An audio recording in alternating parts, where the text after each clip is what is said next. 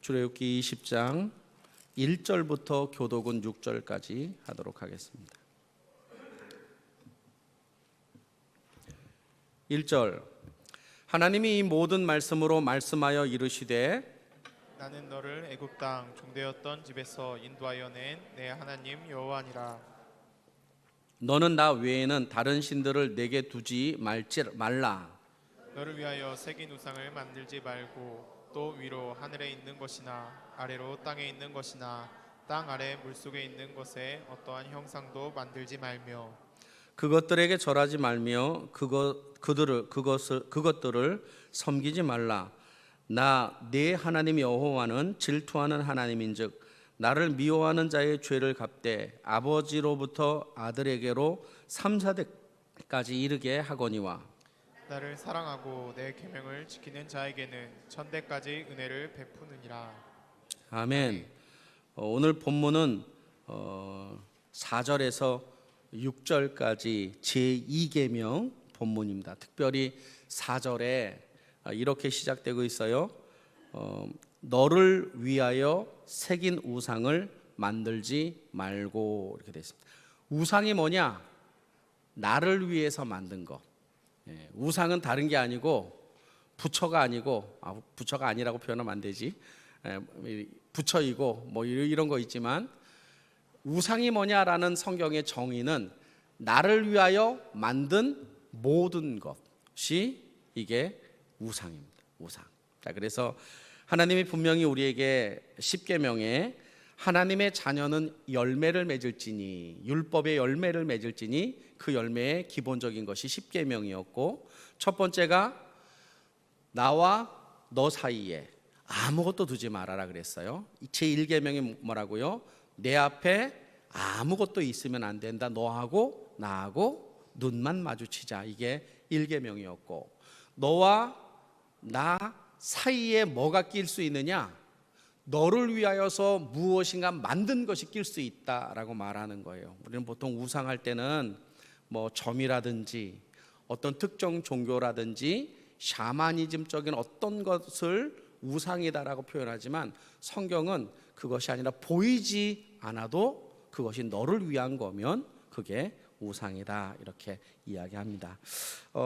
성경에는 우상이라는 단어가 180번 등장합니다. 우상, 여러분이 성경 검색을 딱 하면 우상이 180번 등장해요.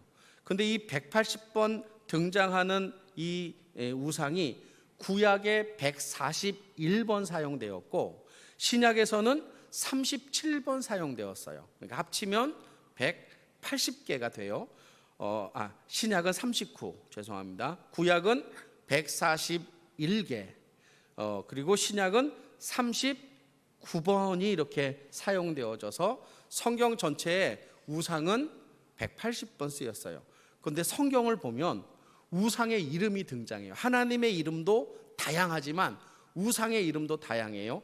구약 성경, 신약 성경 통틀어서 우상의 이름이 몇 번 등장하느냐 하면 36번 등장해요. 36번 등장해요. 근데 여기에 한 가지를 더 추가할 수 있는 게 사도행전 17장에 보면 아덴에 바울이 복음을 전하러 갔는데 이상한 신 하나를 더 발견해요.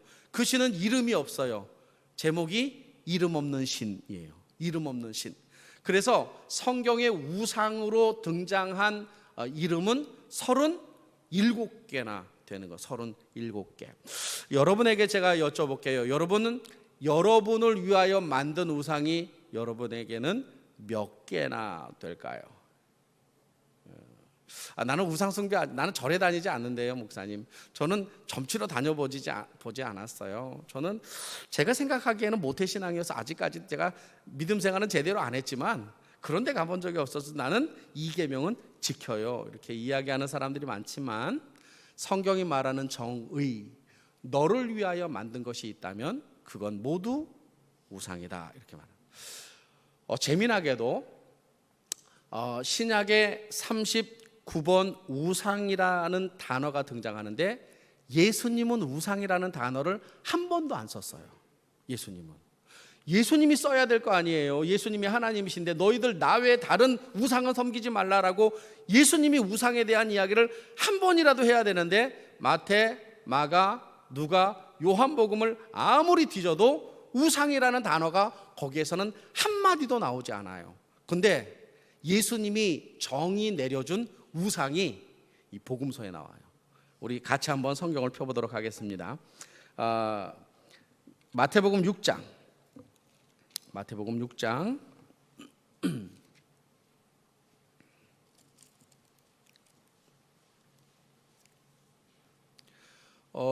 이건웅 전도사님 마이크는 올려줄래요? 같이 읽어야지 우리 영상으로 보시는 분들도 같이 이렇게 할 수 있을 것 같아서. 마태복음 6장 26절에 예수님이 충격적인 우상을 하나 우리에게 소개하고 있어요. 같이 한번 읽어보겠습니다. 24절 시작. 한 사람이 두 주인을 섬기지 못할 것이니 혹 이를 미워하고 저를 사랑하거나 혹 이를 중히 여기고 저를 경히 여김이라. 너희가 하나님과 재물을 겸하여 섬기지 못하느니라. 섬긴다라고 하는 표현을 사용했어요.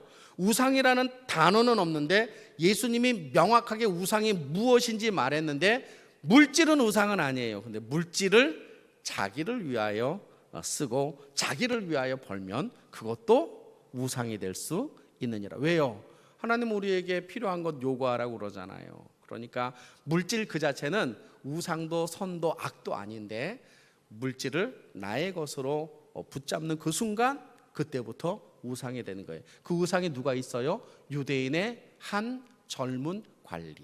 어떻게 해야 구원을 받을 수, 영생을 받을 수 있겠습니까? 나는 율법을 다 지켰어요. 그래, 내 재물을 팔아서 가난한 자에게 나눠주어라 그랬더니 그가 근심하며 돌아갔더라. 이렇게 버릴 수 없으니까.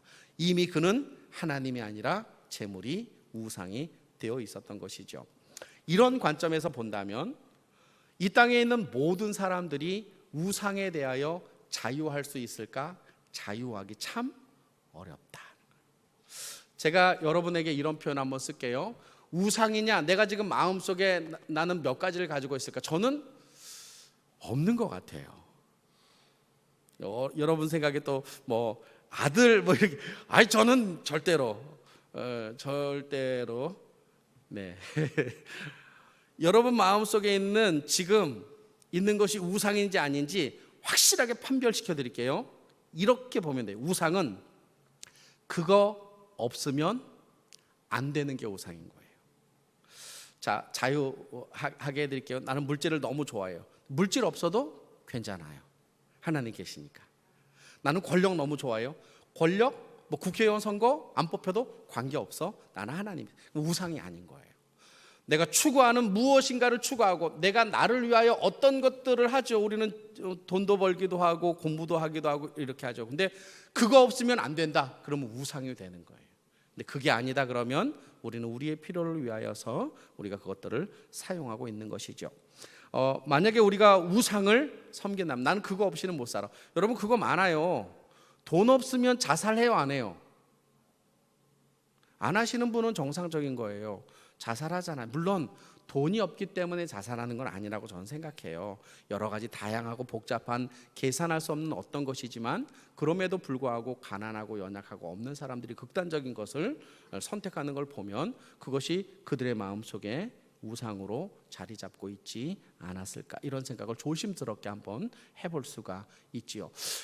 하나님은 왜 우상 숭배를 그렇게 중요하게 여겼을까? 너희가 왜 우상 숭배를 하지 말아야 되는가에 대해서 그렇게 중요하게 여겼을까? 그것은 골로새서에 나와 있는데 우상 숭배를 하면 이렇게 되기 때문에 그래요. 골로새서 3장 5절. 골로새서 3장 5절.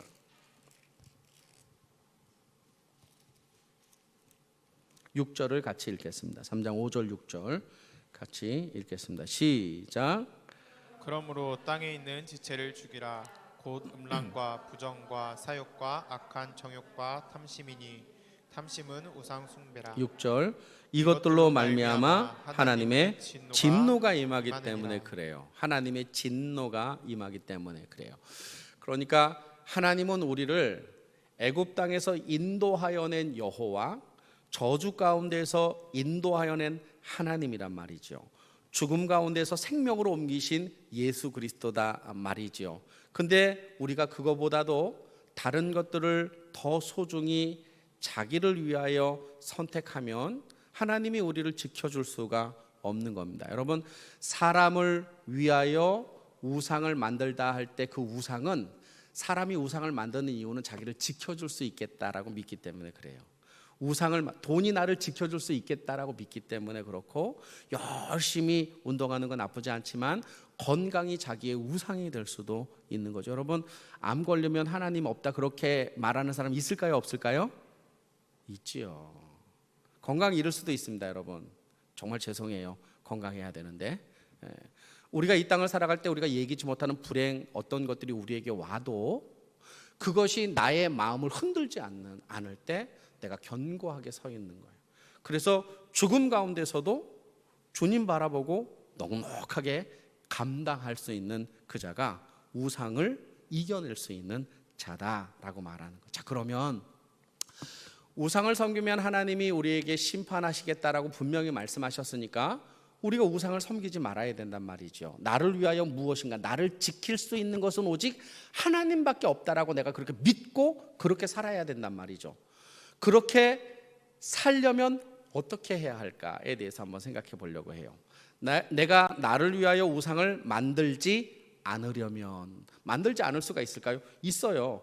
여러분, 성경에 예수님 우상 숭배 했을까요, 안 했을까요? 예? 대답 한번 해보세요. 예수님 우상 숭배 했을까요, 안 했을까요?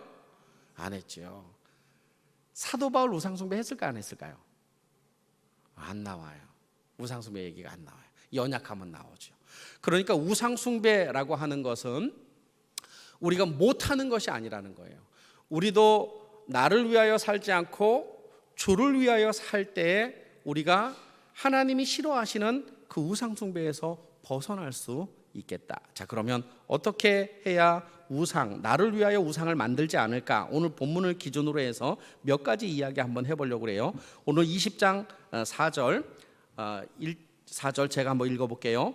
너를 위하여 밑줄 쫙 새긴 우상을 만들지 말라. 그래서 너를 위하여 새긴 우상을 만들지 말라 그랬습니다. 여러분, 첫 번째, 누가 나를 위하는지를 알면 우상 안 만듭니다. 누가 나를 위해 줄 수 있는지 알면 우상 만들지 않습니다. 누가 나를 위할 수 있는 능력이 있는지 알면 우상 안 만들어요. 하나님이 나를 위하여 능력을 베푸시고 나를 지켜주실 수 있다 믿으면 사람을 위하여, 자기를 위하여 우상을 안 만들 가능성이 많습니다. 근데 우리의 문제는 무엇이냐? 우리가 왜 마음의 허전함을 하나님이 아닌 다른 것으로 대체하는가? 그것은 나를 누가 진정으로 위해 주는지 모르기 때문에, 믿지 못하기 때문에 그런 것입니다. 로마서 8장 한번 펴보겠습니다. 로마서 8장. 성경을 좀 많이 찾죠. 집에서 같이 드리니까 성경을 좀 많이 찾아요. 로마서 8장 31절 32절을 합독하겠습니다. 로마서 8장 31절 32절을 한번 합독하겠습니다. 시작. 그런즉 이 일에 대하여 우리가 무슨 말을 하리요? 만일 하나님이 우리를 위하시면 누가 우리를 대적하리요? 자기 아들을 아끼지 아니하시고 우리 모든 사람을 위하여 내어주신 이가 어찌 그 아들과 함께 모든 것을 우리에게 주지 아니하겠느냐? 우리를 위하신 분이 분명히 있다는 거예요.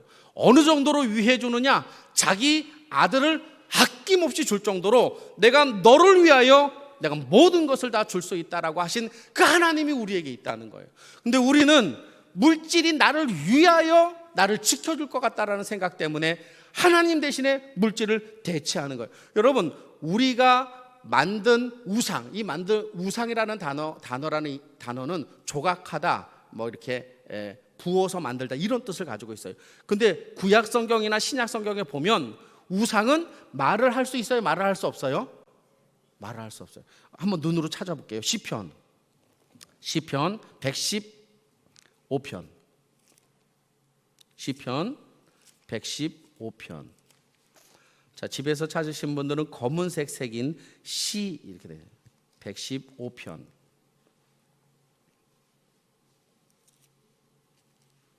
이건 제가 한번 천천히 읽겠습니다. 115편 4절부터 115편.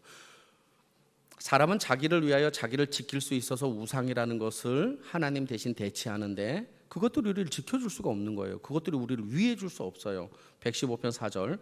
그들의 우상들은 은과 금이요 사람의 손으로 만든 것이라. 입이 있어도 말하지 못하며 눈이 있어도 보지 못하며 귀가 있어도 듣지도 못하며 코가 있어도 냄새를 맡지 못한다. 돈은 물론 이런 거 없어요. 그죠? 물질이나 권력이나 이런 것들. 근데 그런 것들은 귀도 없고 코도 없고 감각도 없고 아무것도 없어요. 근데 그게 우리를 살려줄 거라고 우리는 생각하는 거죠. 예. 7절. 손이 있어도 만지지 못하며 발이 있어도 걷지 못하며 목구멍이 있어도 작은 소리조차 내지 못하느니라. 우리들을 만드는 우상들을 만드는 자들과 그것을 의지하는 자들이 다 그와 같으냐. 똑같다는 거예요. 지켜질 수 없다는 거예요. 그런데 9절 같이 읽겠습니다. 시작. 이스라엘아 여호와를 의지하라. 그는 너의 도움이시요 너의 방패시라는 거예요. 우리가 우상을 만드는 그 이유는 뭐냐면 내가 나를 지킬 수 있다. 그리고 내가 만든 내가 의지하는 이것이 나를 보호할 수 있다라는 생각 때문에 우리는 어떤 것들을 의지하기 시작하죠. 여러분 하나님만 의지하기를 간절히 축원합니다. 우리가 우상을 섬기지 않은 첫 번째 분명한 방법은 누가 나를 위하는지를 분명히 알아야 돼요. 하나님밖에 나를 위하시는 분이 없어요. 아내가 남편이 예전에 그 로마에서 핍박이 한참 가해졌을 때 아버지와 아들, 아버지와 딸을 어머니와 딸을 같은 솥에다 넣고 끓이는 그 형벌을 로마인들이 했어요. 아주 치명적이죠. 근데 집어넣어서 이렇게 막 해요. 그럼 처음에 물이 차가울 때는 아버지가 아들을 어깨 위에다 딱 올려요. 딱 올려요. 근데 물이 뜨거워지면 아이를 밟고 올라서요. 그게 인간적인 한계인 겁니다. 그게 죄성을 가진 인간의 한계입니다. 우리가 자녀를 지킬 수 있다고요? 절대로. 우리를 지키시는 분, 우리를 위하시는 분은 누구밖에 없다? 하나님밖에 없다.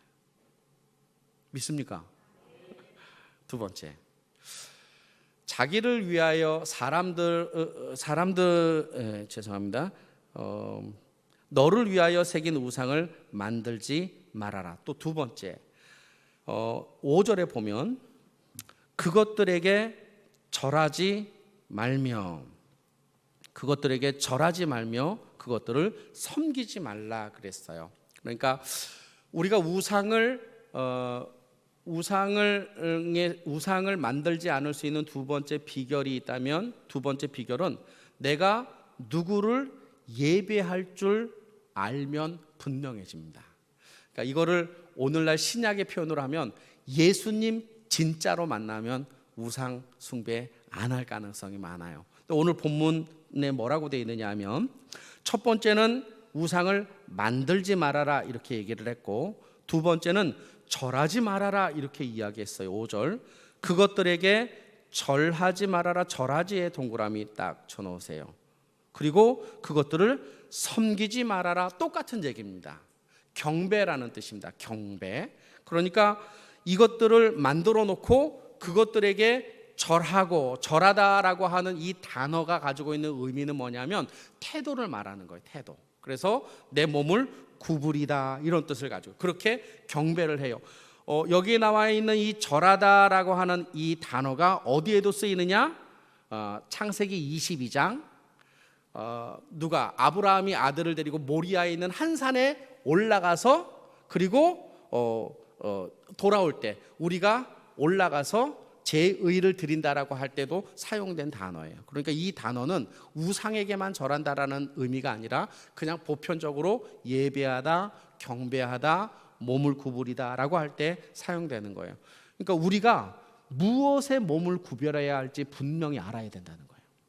우리가 만약에 필요한 것들, 우리에게 주어져 있는 어떤 것들을 우리가 경배의 대상으로 삼는다? 그러면 우리는 그것이 우상이 되어버릴 수밖에 없지요. 여기 두 번째 등장하는 섬기다도 역시 경배하다라고 하는 단어로 바꿔도 돼요. 예배의 대상이 하나님이다라고 분명히 알면 우상 숭배에 잘 빠지지 않습니다. 근데 이게 흐리멍텅한 거예요. 예수를 만난 건지 하나님을 만난 건지 내가 신앙생활 하는 건지 옵션으로 그냥 교회를 다니는 건지 어정쩡하면 예배의 대상이 분명하지 않아요. 그래서 우리는 우상을 만들죠. 무슨 우상? 내 생각의 우상. 제가 여러 번 얘기했습니다. 여러분 앞에 예배 전 찬양할 때 여러분은 그 속에서 하나님을 만나야 되는 거예요. 예배 전 찬양은 부르는 게 아니에요. 예배 전 찬양은 경배하는 거예요. 하나님 내 마음을 열어서 주님 만나게 해 주시옵소서 라고 예배 전 찬양 때 다른 거 하는 게 아니라 주님과 내 마음이 깊이 교통할 수 있도록 다른 누구의 방해도 받지 않고 찬양해야 되는 겁니다. 왜요? 예배는 거기서부터 시작되기 때문에 그래요. 근데 우리는 옵션이라고 생각할 때가 참 많습니다. 설교를 들을 때 저의 설교는 하나님의 말이 아닙니다. 여러분이 그렇게 듣고 믿어준다면 너무 감사하지요. 저는 제가 묵상하고 하나님이 저에게 주신 것을 성령을 의지하여 여러분에게 던져주는 것밖에 없어요. 저게 하나님의 말씀이구나. 받으시면 그것이 나의 삶의 중요한 변화의 요소가 되지만 그렇게 생각하지 않으면 그냥 양 목사의 생각이구나로 끝나버리는 것이지요. 우리가 이 땅을 살아갈 때 내가 누구에게 경배를 할 것인지 분명하게 주를 만나는 것에, 하나님을 만나는 것에 나의 마음을 집중시켜야 하는 것입니다. 여러분 창세기 1장 1절 다 한번 외워볼까요? 시작. 태초에 하나님이 천지를 창조하시니라 그랬어요. 태초에 하나님이 천지를 창조하시냐. 그게 성경 제일 앞문장에 나와 있는 거예요. 제일 앞문장에. 여러분 연애편지 혹시 언제 써봤어요? 우리 이 목사님은 연애편지 써봤어요? 연애할 때. 당연히 연애할 때 연애편지를 그 결혼할 때 쓰면 결혼편지고. 몇 살 때 혹시 써봤어요?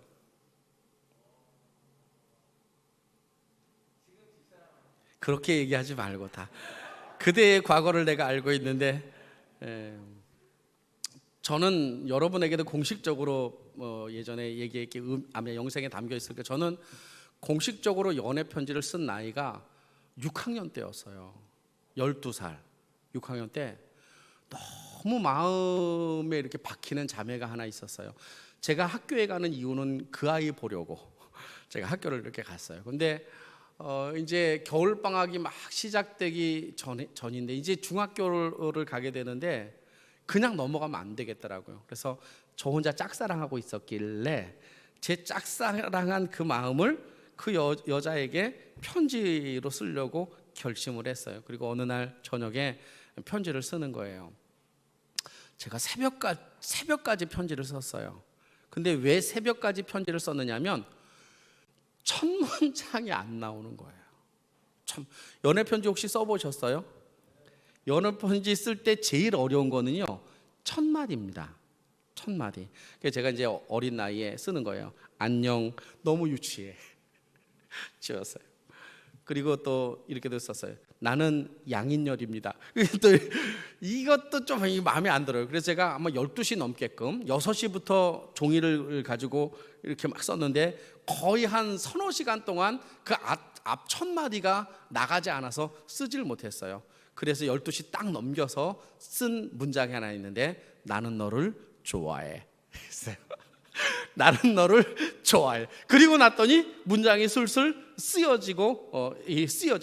아침에 이제 갖다 줬다가 제가 봉변을 당했는데 그것은 지난번에 설교했던 거 들으시면. 근데 그 첫 문장은 너무나 중요한 거예요. 저에게. 그 한마디가 모든 것의 함축이었던 거예요. 나는 왜 이 편지를 쓰느냐? 널 좋아하기 때문에 쓰는 거예요. 여러분, 이 창세기 1장 1절은 창세기의 첫 마디예요. 창세기의 첫 마디. 창세기에서 가장 중요한 구절이 어디냐? 창세기 1장 1절이에요. 창세기는 모세에게 하나님이 주셨어요. 모세에게. 모세는 창세기, 출애굽기, 레위기, 민수기, 신명기 5권 모세의 오경을 썼는데 그 모세 오경의 가장 중요한 문장이 뭐냐? 하나님이 태초에 천지를 창조하신 거예요. 그것 때문에 율법을 행하고, 그것 때문에 제사장직을 행하고, 그것 때문에 제사를 드리는 것. 여러분, 성경은 66권인데 그 모든 66권의 가장 첫 마디가 하나님이 태초에 천지를 창조하시니라. 그렇다면 분명한 사실은 이 땅에 있는 모든 부어서 만든 우상이나 그리고 새겨서 만든 모든 우상은 다 누구로부터 시작되는 거예요? 하나님이 주신 재료로부터 시작되는 거예요. 이해하시겠죠? 우상은 없는 겁니다. 우상은. 이 세상의 모든 것들은 다 하나님 손에 있고 하나님만이 신인 것이지 다른 것은 신이 될 수가 없는 것이죠. 따라서 우리가 내가 누구를 섬길 것인가, 내가 지금 누구에게 예배를 드리고 있는가, 내가 누구에게 내 삶을 바치고 있는가가 분명하면, 목적이 분명하면 우리는 우상에서 이겨낼 수 있는 것입니다.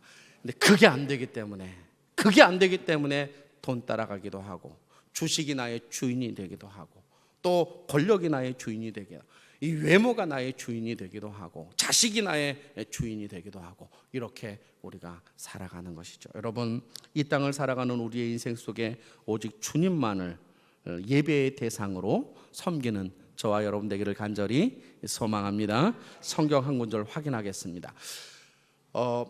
이스라엘에 우상이 본격적으로 시작한 때가 있어요. 아브라함 때도 아니고요, 애굽에서 때도 아니고, 그들은 거기에서 그냥 살았으니까. 광야에서도 아니에요. 이스라엘 백성에게 우상이 본격적으로 시작되어서 그들이 우상 때문에 멸망할 수밖에 없었던 시점이 놀랍게도 여호수아 이후부터예요. 여호수아 이후부터. 그걸 제가 확인시켜 드릴게요. 여호수아서 24장 15절.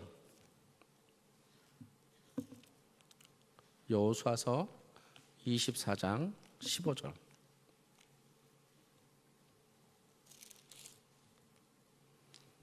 제가 읽겠습니다. 15절. 만일 여호와를 섬기는 것이 너희에게 좋지 않게 보이거든 너희 조상들이 강 저쪽에서 섬겼던 신들이든지 또는 너희가 거주하는 땅에 있는 아모리 족속의 신들이든지 너희가 섬길 자를 오늘 택하라. 오직 나와 내 집은 여호와를 섬기겠다라고 이 여호수아가 강력하게 이스라엘 백성에게 요청을 한 거예요. 그러면 이들이 여호와를 섬겼어야 돼요.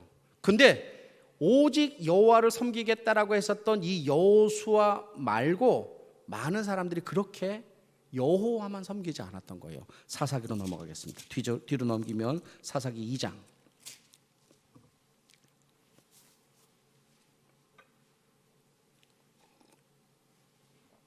6절.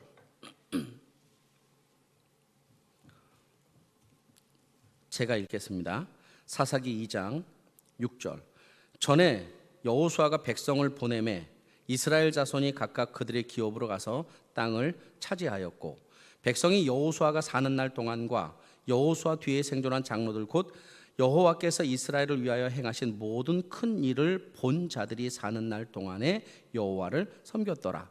여호와의 종 눈의 아들 여호수아가 110세의 죽음에 무리가 그의 기업 경내 에브라임 산지 가스 산 북쪽 딥낫 헤레스에 장사하고 그 세대의 사람도 다 그 조상들에게 돌아갔고 그 후에 일어난 다른 세대는 여호와를 알지 못하며 여호와께서 이스라엘을 위하여 행하신 일도 알지 못하였더라. 부모들이 여호와를 섬기지 않은 거예요. 여호수아가 그렇게 간청했음에도 불구하고 11절 같이 읽겠습니다. 11절 12절을 같이 읽겠습니다. 시작. 이스라엘 자손이 여호와의 목전에 악을 행하여 바알들을 섬기며 애굽 땅에서 그들을 인도하여 내신 그들의 조상들의 하나님 여호와를 버리고 다른 신들 곧 그들이 주위에 있는 백성들의 신들을 따라 그들이 절하여 여호와를 진노하시게 하였다. 본격적으로 누구 때부터? 여호수아 때부터. 그리고 그 당시 같이 여호수아와 함께 가나안에 들어간 많은 사람들이 오직 나와 내 집은 여호와를 섬기겠다라고 분명히 선언한 여호수아의 뒤를 따라가지 않았던 거예요. 그러니까 광야에서 여호와를 경험했었던 이스라엘 백성 제2대손들이 다 죽고 난 다음부터는 여호와를 섬기는 게 무엇인지 몰라서 바알을 섬기고 다른 것들을 본격적으로 섬기게 되었다라고 하는. 여러분, 저는 예배만 목숨 걸면 우리의 영혼이 산다라고 믿어요. 아멘도 안 하시네. 여러분 동의 안 하시나요? 예배에만 목숨 걸면 우리의 영은 산단 말이죠. 근데 우리는 예배에 목숨 안 겁니다. 죄송하지만 시간이 있을 때 예배드리고 할 수 있을 때 예배드리고. 우상이 많죠. 왜요? 하나님보다 다른 것을 찾아가기 때문에 그렇습니다. 마지막 세 번째, 우리가 우상을 섬기지 않으려면 세 번째, 얼마만큼 하나님이 나를 사랑하는지 알면 우상을 따르지 않습니다. 하나님이 나를 사랑하는 게 얼마나 귀하고 얼마나 큰지 알면 그러면 우상 따라가지 않아요. 근데 그 사랑을 받았음에도 불구하고 하나님의 사랑을 날마다 경험하지 못하는 거예요. 알지요, 그지요. 하나님이 나를 아들을 주셨잖아요. 와소댓. 그 다음에 뭔데요? 그게 술집에 가고, 그 다음에 바람 피고, 그 다음에 내가 원하는 데 가고, 하나님보다 다른 데 가고, 주일날도 일 만들어서 나가고. 와소댓. 그게 내가 그걸 아는 것이 무엇입니까? 하나님이 나를 사랑한다라고 아는 것은 내가 그저 지식으로 아는 것이 아니라 내 삶을 통해서 경험되어져야 하는 것이죠. 여러분, 하나님 경험하면 하나님 없이 못 살아요. 요거 표현이 맞을지 모르는데 예배 맛 알고 나면 예배 안 드리고는 못 살아요. 그죠? 그런 거예요. 그러니까 얼마만큼 하나님이 나를 사랑하시느냐, 오늘 본문 가운데 나와 있어요. 출애굽기 20장에 내가 너희를 이만큼 사랑하는데 너희가 나를 섬기지 않을래? 라고 말씀하시는 거예요. 출애굽기 20장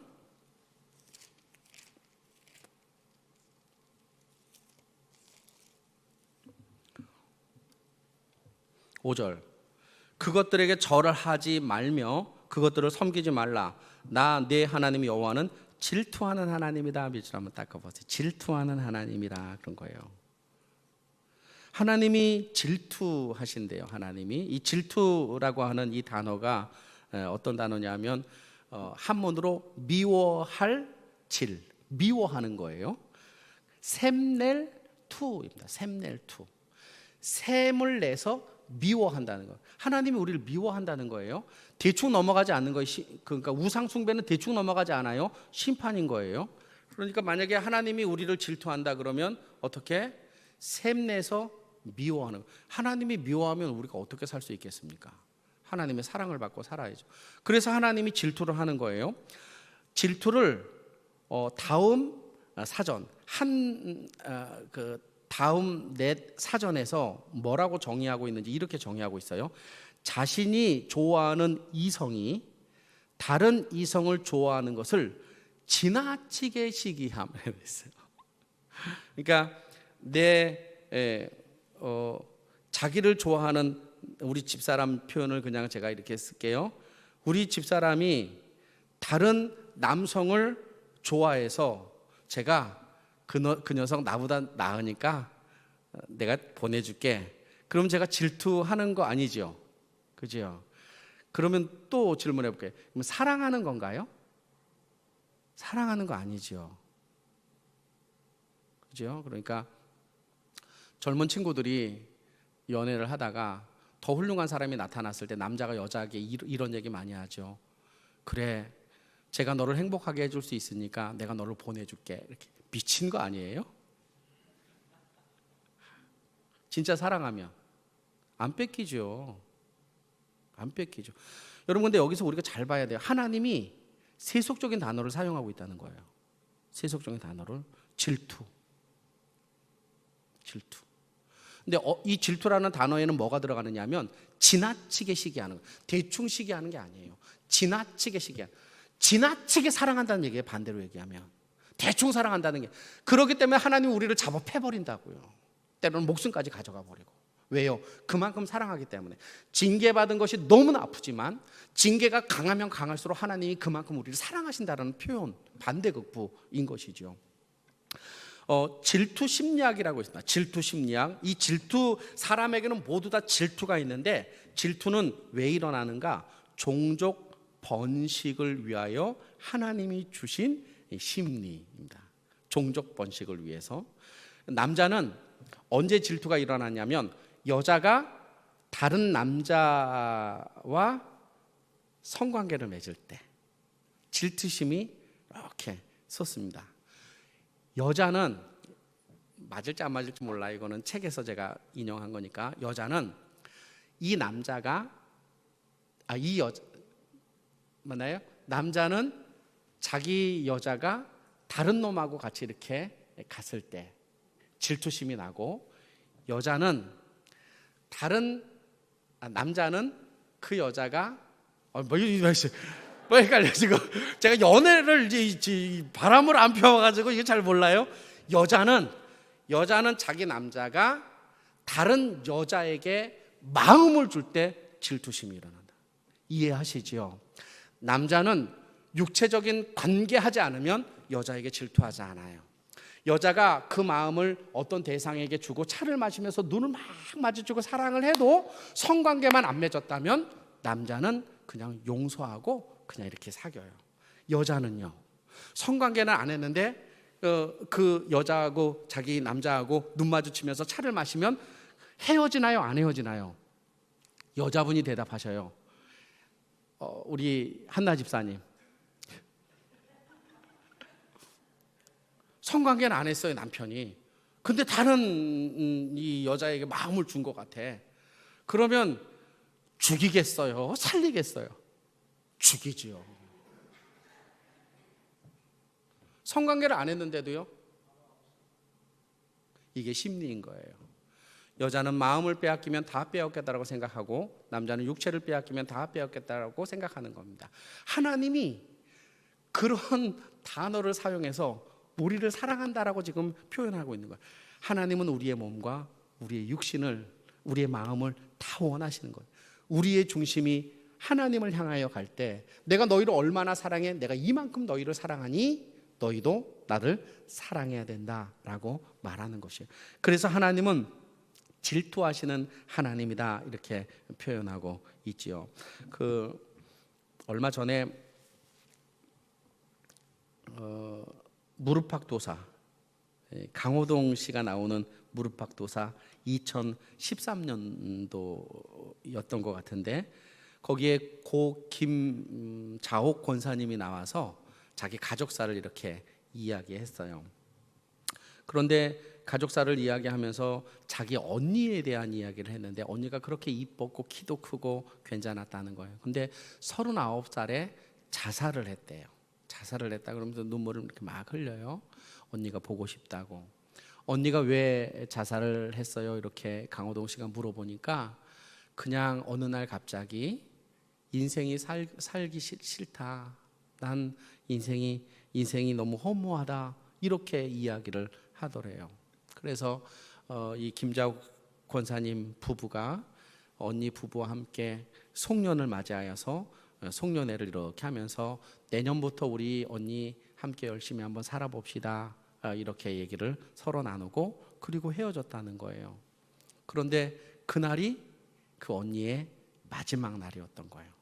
새벽에 언니가 자살을 하고 세상을 떠났는데 초등학교 학생들을 남겨놓고 떠나간 거예요. 그러니까 이 부모가 초등학교 아이들에게는 엄마가 그렇게 됐다라는 걸 감추려고 엄마가 병 때문에 병원에 입원했다, 이렇게 이야기한 거예요. 그러니까 이 아이들은 학교로 보내고 다 이제 정리를 하고, 몇 달이 지났는데도 엄마가 돌아오지 않을 때마다 아이들에게, 엄마는 미국에 갔어, 엄마는 지금 몸이 너무 아파, 돌아올 수가 없어, 이렇게 해가지고 몇 년 동안 속였다는 거예요. 몇 년 동안. 근데 어느 날 큰딸이 자기 아버지에게 어머니 이야기하면서 그렇게 얘기하는 거예요. 엄마 죽은 거 나 알아. 내가 얼마나 사랑하는데. 이미 그 아이들은 엄마가 죽은 거를 알고 있었던 거예요. 그리고 그 두 아이가 엄마를 어떻게 사랑했을까요? 부쩍 사랑했겠지요. 제가 그 이야기를 들으면서 그런 생각 한번 해봤어요. 물론 그분이 그렇게 세상을 떠난 것에 대한 이유를 우리가 단순하게 정의할 수는 없지만, 자식이 나를 그렇게 뜨겁게 사랑하고 있다라고 하는 사실을 안다면 그렇게 죽을까, 이런 거예요. 여러분, 저는 10대 사역을 오래 했는데 10대 아이들이 많이 자살을 해요. 근데 부모들이 아이들 죽고 나면 못 살아요. 못 살아.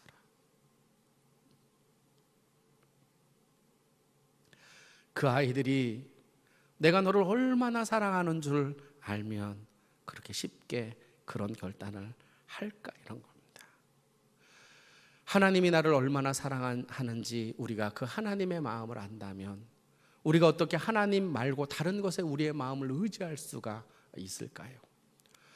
이 땅을 살아가는 우리는 우상 숭배에 자유하다라고 말할 수 있지만, 우리는 순간순간 자기를 위하여 자기까지도 섬기는 그런 삶을 살 때도 있음을 우리가 기억해야 할 것입니다. 주님이 나를 얼마나 사랑하시는지 그 사실만 안다면 일어설 수 있습니다. 마지막으로 영상으로 설교할 때는 짧게 하려고 그러는데 잘 안 돼요. 집에 있는 분이 너무 놀까봐 제가 오래다. 저희 어머님이 이제 병이 드셔서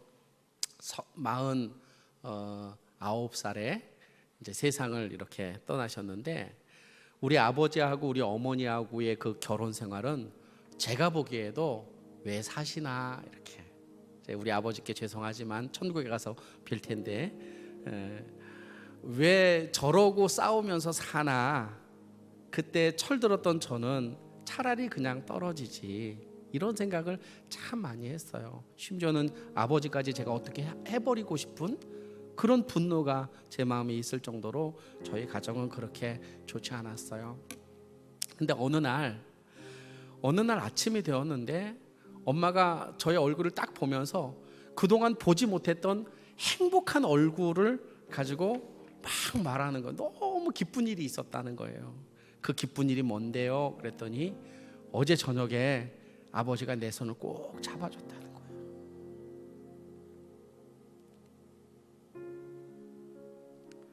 (30년) 동안 결혼했는데 30년 동안 속썩였거든요. 근데 돌아가시기 몇 개월 전에 아버지가 잠자면서 손을 꼭 잡아주시면서 미안했어 라고, 30년 동안 고생했던 모든 시간이 다 사라진 거예요. 그 한 시간 때문에. 성경에는 카이로스라는 시간이 있어요. 그 카이로스라는 시간은 가치를 말할 때 쓰는 시간이에요. 가치를 말할 때. 카이로스, 내가 지금 시험을 봐서 합격했어. 그럼 그 시간은 카이로스의 시간이에요. 근데 크로노스라는 시간이 있어요. 아침에 일어나서 저녁 때까지 흘러가는 시간이에요. 24시간. 여러분, 30년 동안 크로노스의 시간을 우리 어머니는 그 속에서 그냥 의미 없이 이렇게 사신 거예요.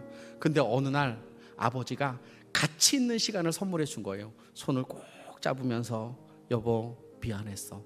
30년의 그 모든 시간이 보상받는 거였죠. 여러분, 우리가 이 땅을 살아갈 때 하나님을 카이로스와 같이 만나야 되는 거예요. 그분이 내 인생을 얼마나 사랑하시는지, 그분이 내 손을 붙잡고 있을 때 나의 흘러갔던 고난의 시간들은 아무 의미가 없는 것처럼 회복이 되는 거예요.